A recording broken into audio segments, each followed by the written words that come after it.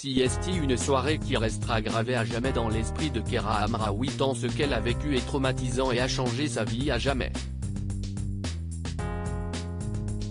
Le 4 novembre 2021, la joueuse du Paris Saint-Germain et de l'équipe de France rentre en voiture à son domicile de Chatou, Yvelines, lorsqu'elle est agressée par deux hommes cagoulés et munis de barres de fer.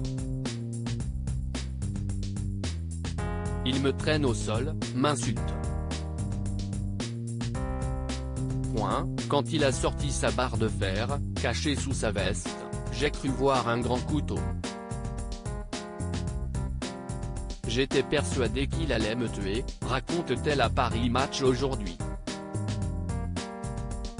Dans la voiture, sa coéquipière Aminata Diallo est au volant et les agresseurs ne s'intéressent pas à elle. Mise en examen dans un premier temps, cette dernière est finalement relâchée avant que l'enquête ne s'intéresse à elle une nouvelle fois il y a 2 semaines.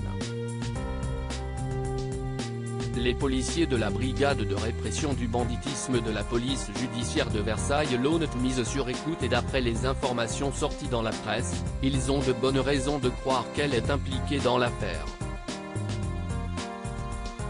La joueuse de 27 ans est mise en examen puis relâchée, mais 4 autres suspects sont arrêtés et certains désignent même Aminata Diallo comme la commanditaire de l'agression.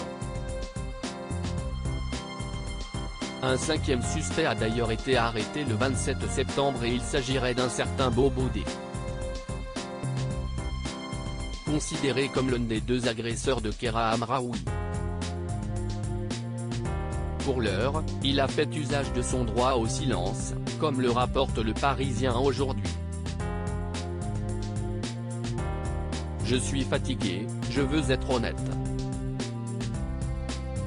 Si est-il bien moi qui portais la barre de fer? Ce dernier n'a pas voulu révéler s'il était bien l'un des 2 agresseurs de la joueuse, au contraire de Manxian.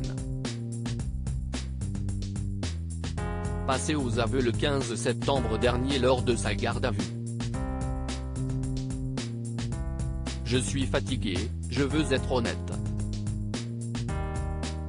Si est-il bien moi qui portais la barre de fer et si est-il bien moi qui ai frappé Kera Hamraoui pendant que mon complice faisait semblant de tenir en respect à Aminata Diallo.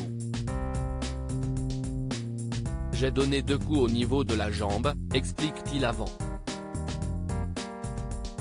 Et d'en dire plus sur le mobile de l'agression, je crois que c'était pour un match. Aminata, elle voulait jouer, mais elle n'avait pas été choisie, donc il fallait blesser Kera Hamraoui pour qu'elle ne puisse pas jouer. Des propos qui font froid dans le dos et vont dans le sens d'une implication d'Aminata Diallo comme protagoniste principale dans cette affaire.